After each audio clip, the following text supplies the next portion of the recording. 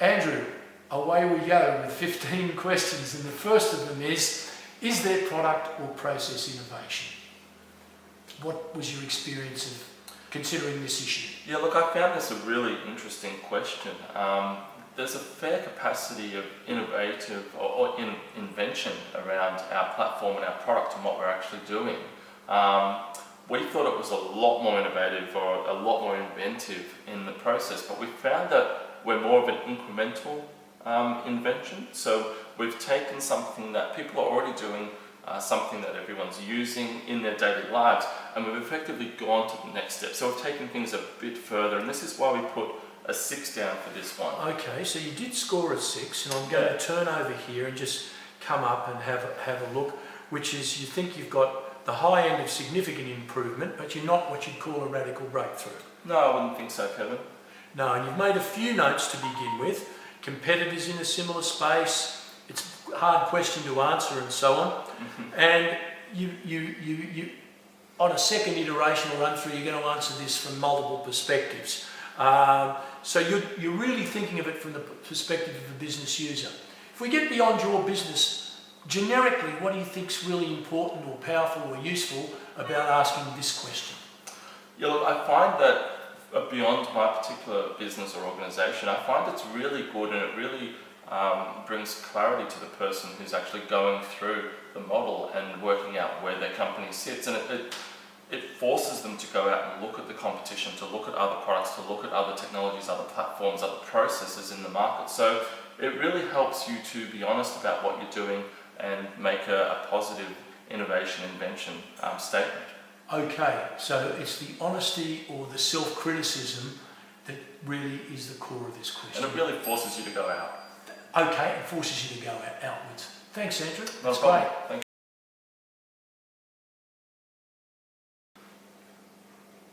you. Okay, question 2. Now this is the thorny issue of intellectual property.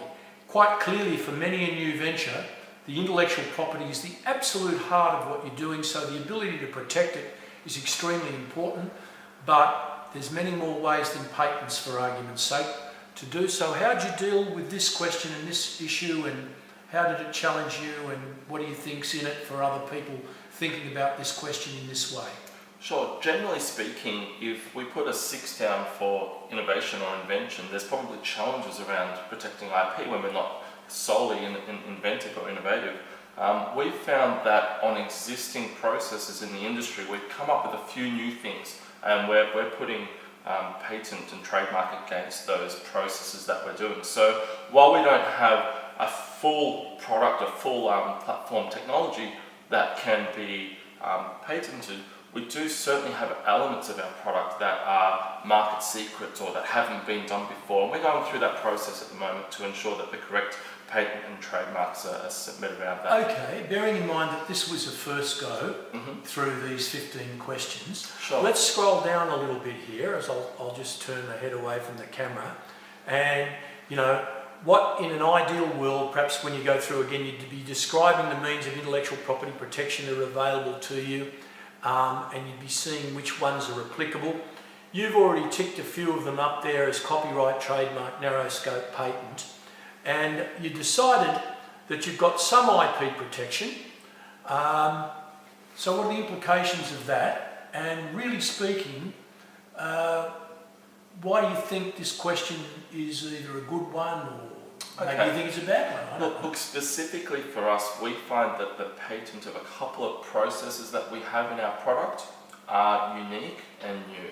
So there's a couple of items that we are patenting around that, around the process that we do to deliver our platform, and we're really enthused about the way that that's going at the moment.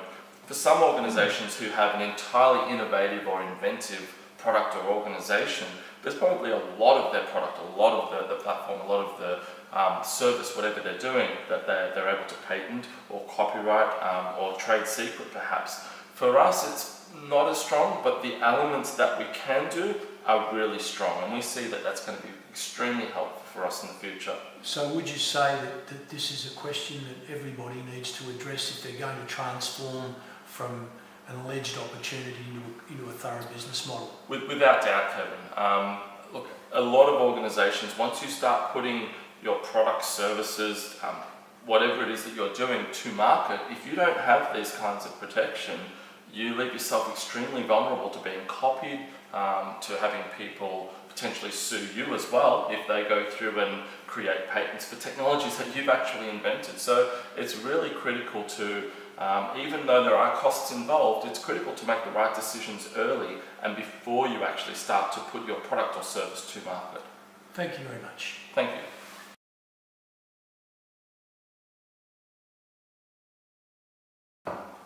Alright, here comes a question which everybody thinks is bleedingly obvious, but showed up in the research that underpinned BEC as being absolutely critical, and absolutely critical that we ask it this way. Are customers receptive to the new offering? That doesn't mean whether they need it, whether they might like it in a survey, whether at some stage they're interested in potentially acquiring it. It means receptive means right now that they can understand enough about it to actually be interested in acquiring the product. That's what receptivity is about. And we're concerned with two key issues here: urgency, and whether there are any substitutes that make it less urgent. You know, the old story is a heart attack pill you have to have right now. A new car is a bit of an option. Different urgencies and different substitutes with those sorts of things. How do you deal with this issue, Andrew? I guess the thing to ask yourself around this kind of question is, do you have something for the customer, for your potential prospect, which is fixing a pain point, or is it sort of scratching something that is annoying them? That's the heart pill versus the optional extra. Exactly. If you're only going to scratch something, it's not worth the change process for them as an organisation to go through and acquire your product, service, technology. So a challenge a mentor might put to you here, and I know that I did, was to say, well, okay, what's so different about you and Skype or you and numerous technologies, and how do we know that 1,000 things like you can't come on 10 minutes later and replace you? Definitely, and look, for us personally, for my organisation, it really comes down to user experience, and there's a couple other facets of our delivery as well, based around some of these IP protection. Yeah, because you put that substitutes are not effective. Sure. Why are they not? Very quickly. Why they're not? Because what we're doing is we provide a method for somebody to come in to a conversation that's already started in real time with absolute ease. Traditional platforms, traditional products, if you want to add someone to your conversation, you have to go add person, there's go a lot through this process. Lot of rigmarole. Are you online now? I don't know about you, Kevin. I've done many conversations video, and every time before we start, I have to send text messages and call someone. Are you ready now? Your ease of access is pretty close to unique. Exactly, and that's an element of what we're doing. And I just want to touch before we go on this one. Are customers receptive to the new offering? It's really important that when we define who the customer is, we don't get carried away with my mum thinks it's a fantastic product or my girlfriend thinks it's awesome. These are really good and it's great, it's inspiring to get that sort of feedback, but you really need to make sure you go to market and you find out who your customer is and make sure not only will they use it, but once you've got an internal alpha beta, they do actually use it. That's where the answer is. It's not with your family or friends. Okay, and that's exactly what you did and what everyone needs to do. Yeah, I did. Okay, thanks. Thank you. Move on to question 4. Great.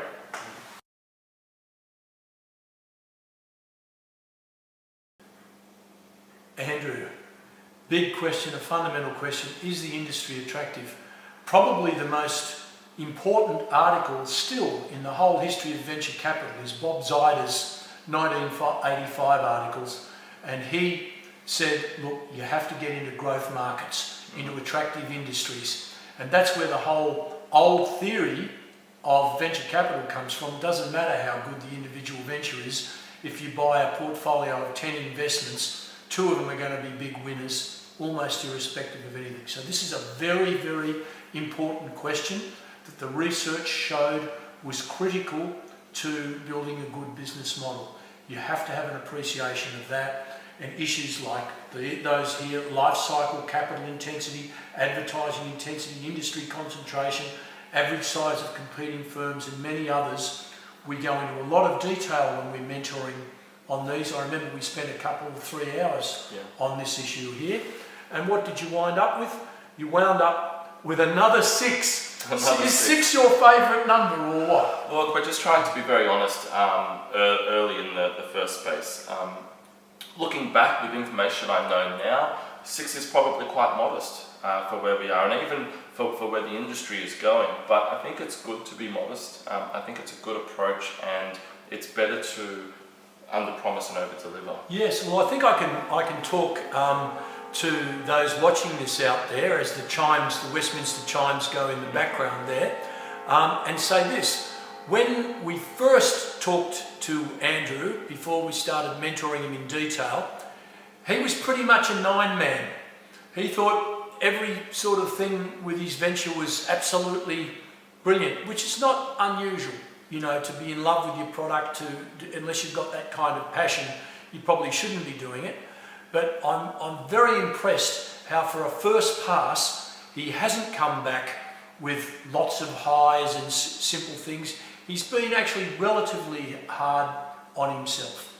And not once yet have we got into the high zone, a 7 or 8 or 9 score. But for everybody, what's the issue with this question, would you say, that's really important? And how hard is it to assess industry attractiveness dispassionately? It's really difficult to assess, actually, when you're a new venture or when you're at the point that you're actually filling this in, simply because without a product, without a solution, without having gone to market already, you're making an assumption about whether or not the market is at a particular size or a particular methodology to use that service. So there is a bit of, unknown in this, but that's how business is sometimes. So looking at whether or not the industry is attractive for your product, something to remember is to ensure that you have a product or you have a platform that the industry actually wants, that they can use now, something that critically will help them along. So if you're looking at selling, ice to an Eskimo, you're probably not going to get far. If you're in Africa and you've got a fridge full of ice, you're probably going to do pretty well selling ice blocks. So looking at, is the industry attractive? What we're really doing is we're looking at, will they take on what I have, as a product, as a company, or as a service? Yes, and I think that is it relevant now is kind of a theme that permeates all 15 of these questions. Because if you are even slightly ahead of your time, you can pioneer and spend a lot of money and not make $1. And that's a very, very hard thing. When you know you've got something that's fabulous that could cure an illness and people don't want to take it for all the wrong reasons, or doctors aren't prescribing it, you're probably tearing your hair out as you watch people suffer unnecessarily in your view, etc. But you can't be dealing with that. It's funny you mentioned that, specifically going back to some of my experiences as an entrepreneur for a couple of decades. Specifically going back, you can be leading edge or bleeding edge, and it's great to be leading edge because you're on a charge, you can see a market, you're running for the bulls. But if you're bleeding edge, the problem there is, unless you've got millions of dollars ready to go, if you've got to wait for the industry to actually catch up to where you are, you run out of money if you're an entrepreneur, if you're a young startup, if you're an organization. And I've had that happen before where I'm way ahead of the market. If we look at Google as a general organization, they were the 13th search engine. They were not the first search engine. They came in number 13. They came in behind. And by the time they arrived, the industry was attractive. Absolutely. Early on, it was a very unattractive industry because people didn't know what they had. And they took a much better user experience. They looked at who the market was. They looked at IP, inventiveness, and innovation. All the things we've talked about so far. Yeah, Kevin. And they came in 13 and they dominated the market. So you don't need to be absolute bleeding edge out of the gates before anyone else. You can come in at a mature industry if you have a really good product or platform. Great, and that's very important to realise, and this is a fundamental question. Thanks, Andrew. Thank you.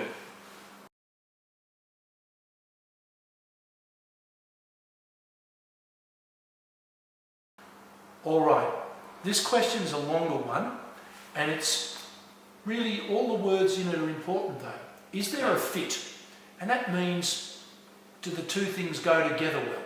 Between the organisation's mission, that is what it's seeking fundamentally to achieve, And personal aspirations and risk propensity, two things. One thing's what you want, the other's how much you're prepared to risk, or how much effort you're prepared to put in to get that wish fulfilled, of the entrepreneur or the entrepreneurs. And usually we have to talk about multiple people here, because it's never going to be an individual. Usually it's going to be a team that make this happen. So these are really important things here. Mission, personal achievement, commitment, how much of your own money is involved, the degree of control that you seek, etc. So how did you deal with this question, Andrew? Yes, you said it is quite a long one. There's a number of elements to this question.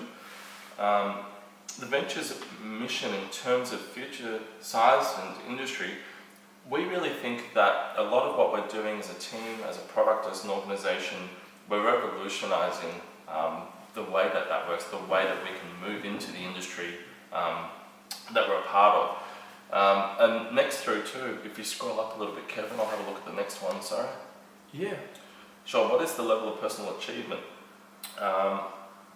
We've led a large organisation, a number of us. There's a team of 3 or 4 of us in this startup. Right. I'm the key founder.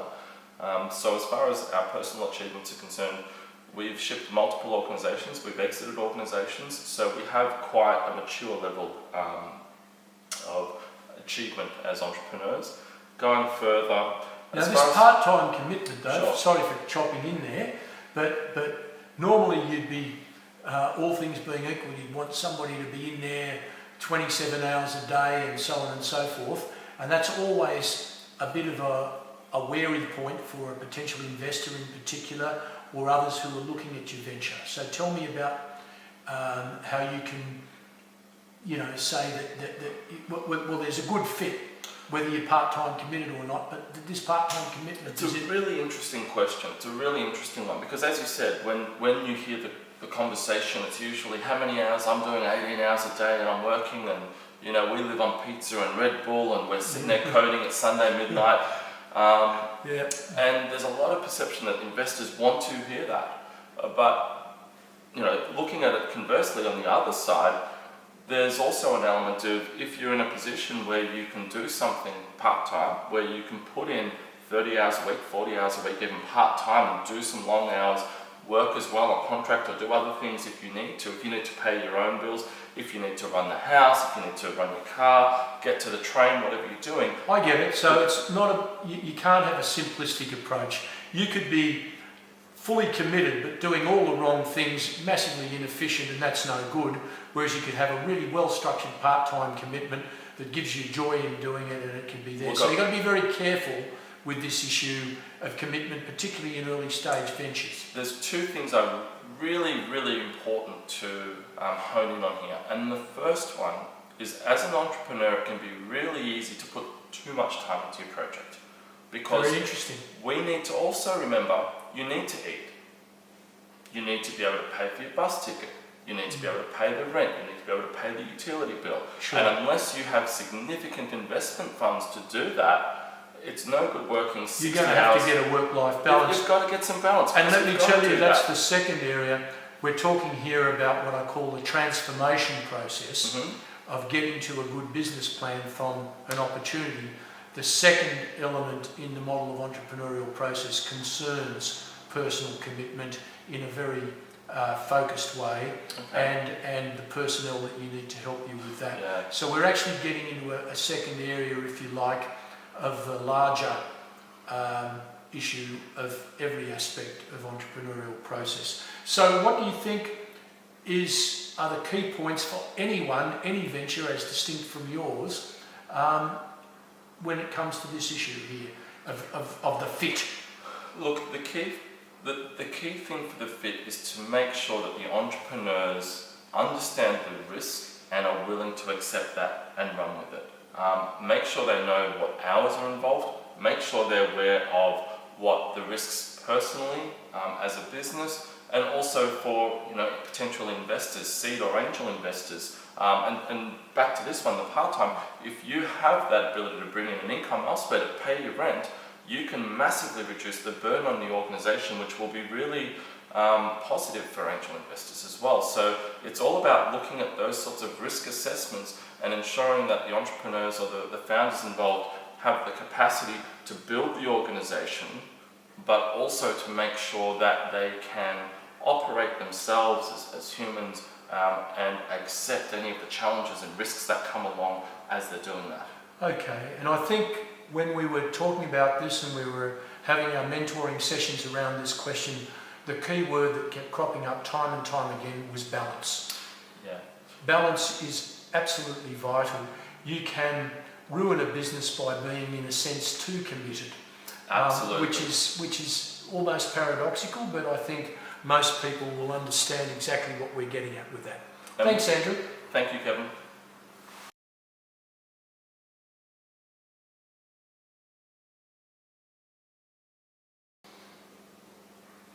All right, Andrew.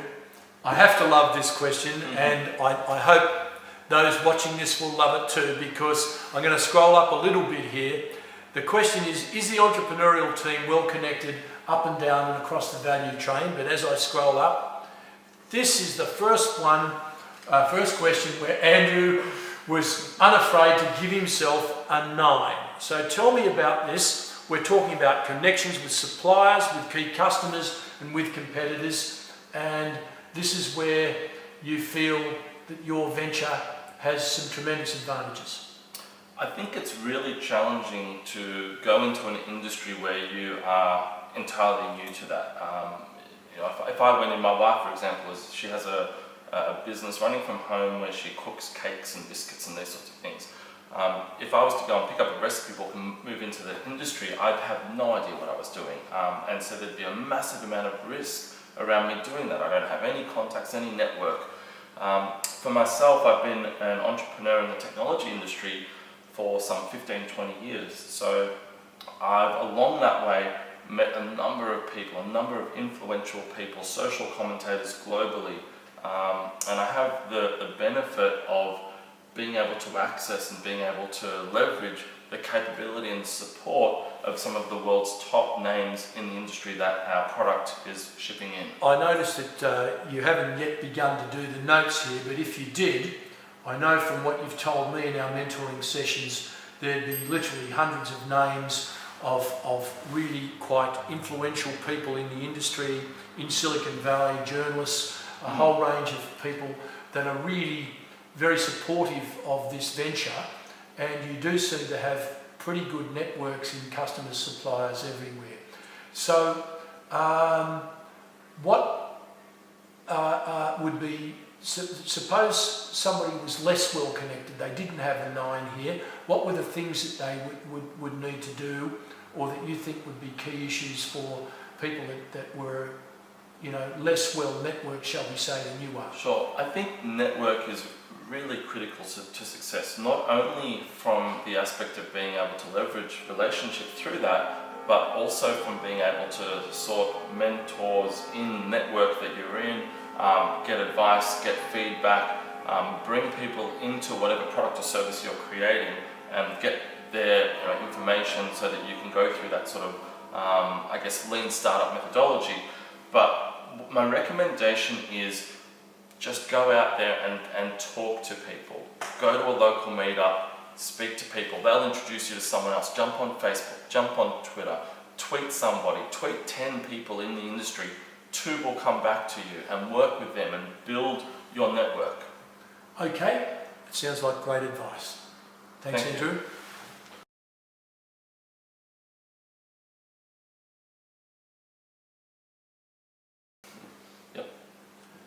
Okay, Andrew. Now the next 3 questions are all money questions. Revenue, margins, cash cycle. Absolutely critical. Couple of things I want to say to our audience out there. First of all, yes, in the BEC framework, in the model, there are some built-in tools for helping you do these early stage assessment of these 3 critical monetary issues.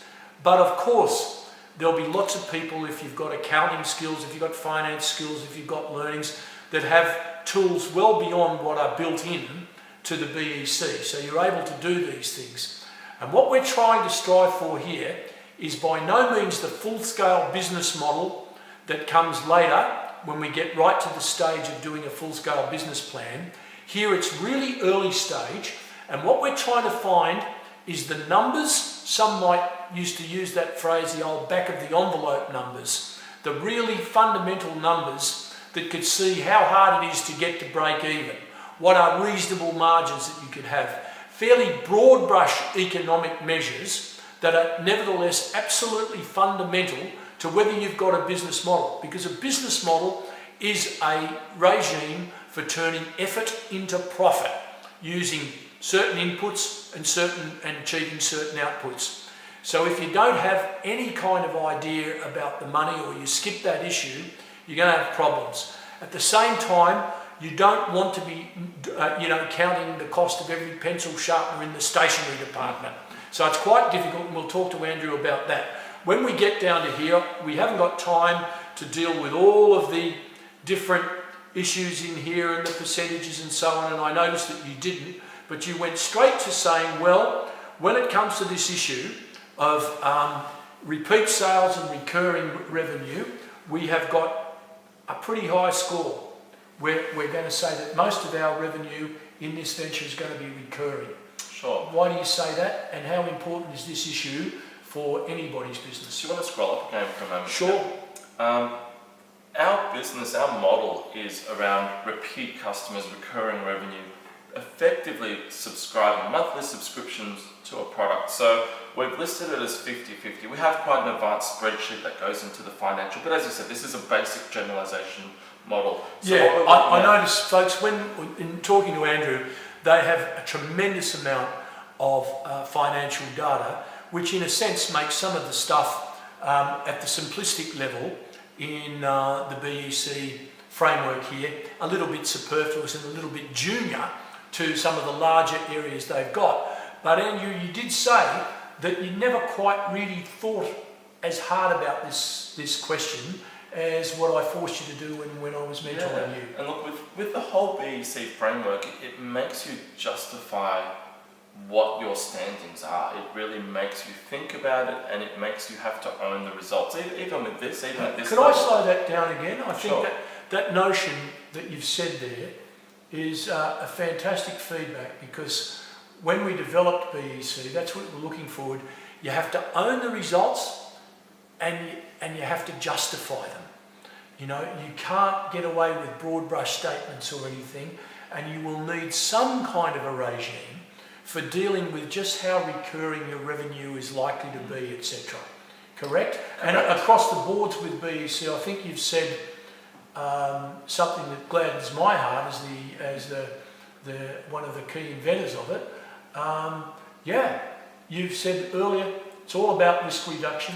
Yep. It's all about justifying where you think you are with key issues, and then owning those results. And the great thing is, if you can't justify it now, if you put things in, the benefit is this allows you to challenge yourself and go back and edit and get the model right, go away, get a better result. So it allows you to constantly change and adapt the model to get a better result, which brings the whole process of what we're trying to do is risk reduction, and that helps to harness that process.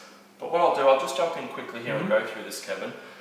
We've looked at 50% of our revenue coming through from recurring sales volume, and 50% coming through from online advertising revenue. So as an online product, as software as a service platform, we're looking at half our customers being ones who subscribe to the product and they pay their $5 or $10 per month or whatever they want to pay. And we're looking at the other half being through online advertising revenue. And the idea for us is to get these people here happy to the point that they push up and become a paying customer. Those people there. Yeah. These people here become those people there. Well, that's the plan. Not all of these people will, but we want to try and get them and show them as much value as we can to push them up to a monthly, because there's more revenue in it for us at this level, and we think there's a better experience for the customer as well, with some more services and less advertising on the page. Okay, and what about everybody? What's the key to repeat sales and recurring revenue as an issue for every business? What sums that up? I think you really want to try and refer back to the old 80-20 rule. We want 80% of our people, 80% of our customers to try and be recurring. Anytime that you have to go out and get unique customers constantly for a business, it puts a massive strain on marketing, on sales, on legwork, all of these sorts of things. If you can put effort into getting a customer and have them walk through the door every month with a check in their hand, that's what you want as a business, because if you're constantly doing that, and you do see some churn with some customers falling away, Yep. but you have a machine that's bringing in new customers at the same time at a 20% rule, then you've got a business. And that's what we're trying to get to. And we know customers will move away, but as long as we're putting more in than might move away, as with any industry, then that's really the benefit. And where we've got this 50% of direct sales revenue through recurring software subscription, every month we hit their card for $50. All right. That's where the benefit is for All us. I want to say, as I scroll this up, now in your second iteration, and we don't just do the BEC once and leave it at that. You might do 10, 15, 20 iterations of this to finally get towards a really thorough evaluation of the business model that you have or you believe you can achieve. Okay, so you're going to have to do an awful lot of writing in a space that's now blank. You know that.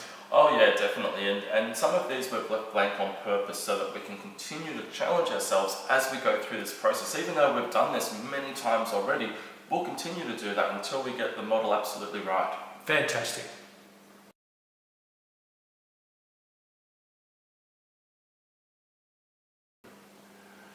Okay. I want to say to everybody and to you, we're going to be really short and sharp on this because it really is a question that's probably, in one sense, the hardest question to answer, because with a new venture, it's hard to know what margins it is feasible to achieve. But in another sense, it's straightforward. You've either got good gross margin or you don't. So tell me about it. Are your margins going to be sufficient given the typical industry cost structure? Look, we believe our margins will be. As an organisation, our key element is to effectively run a server. That's what we're doing. We're creating intellectual property that we put on a server and we offer to people to use. So our costs are effectively to run that server, to make sure the server's up and running. And I say that quite broadly. We're using Amazon Web Services with the whole cluster of things, but we run a server, we make sure it's running so that our customers who pay us can come in and use that product. There are costs on top of that. We need to ensure that we're constantly creating intellectual property, more product, better product. We need to make sure that we have service for our product where people have an issue, be that a technical issue from our end, or be it a user issue where they're not doing the right thing, they need a bit of help, they need something answered, they're having a problem resetting an email password or something like that. So as far as our margins are concerned, the initial work that we've done through our spreadsheets, our financials, brings us to around a 50% type of margin. And as we actually, unlike a lot of businesses, as we get bigger, our margins actually get greater. So we're in a really beneficial standpoint in that case. All right, I think we can almost leave it at that for here. Thanks, Andrew. Thank you.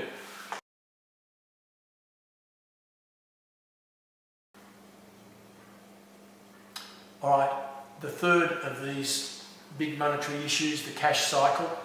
Again, clearly in a 2-minute segment, we're not going to really be able to put people through every detailed nuance of the cash flows items that you and I worked with over many nights, etc. And it would be tedious and in one ear and out one ear to do it.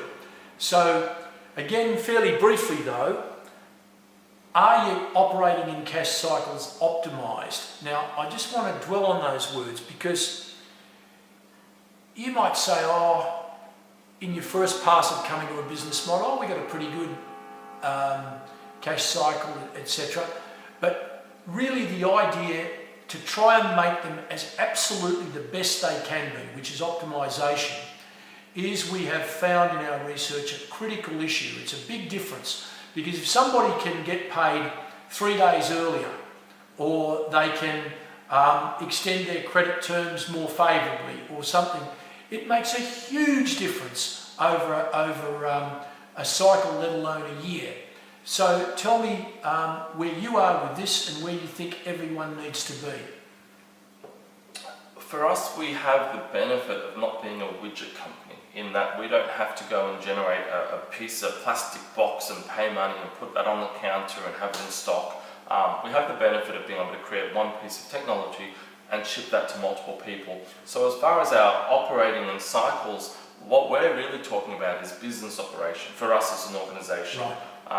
So that is making sure that the rent is paid, that we pay for the lights on the office, that we make sure that all of our staff are paid. And for those things to happen, initially we may leverage funds from investment, but obviously once we start getting into a cash cycle, we need to ensure that we've got funds coming in every month that meet the outgoings every month. So that's obviously a very obvious equation. If we're spending 50 grand a month, we want to try and bring in 50 grand a month, or we're going negative. For a lot of other organisations who might need to keep inventory or keep stock, I guess, having been in those sorts of businesses myself, the critical thing there is to make sure that you keep stock of the slow items on a minimal, so that you don't get stuck with a lot of the stock. So if you go and have something that you sell 10 units of a month, don't go and buy 1,000 units of it, because you can't guarantee that in 3 or 4 years from now, that's still going to be the same. You might sell 40 units out of the 1,000, have 960 left, and they've got the new model, or something's changed, or the customer has gone and found another innovative process, and that's no longer relevant. So I would just say keep that as tight as you can, and the benefit that you can play on here is to try and make sure that you've got a just-in-time type inventory cycle, so that if you've only got 10 units in stock and you run out, you can get more the next day, not the next month. Okay, I think that sums up the whole issue here pretty well. Thank you, Kevin.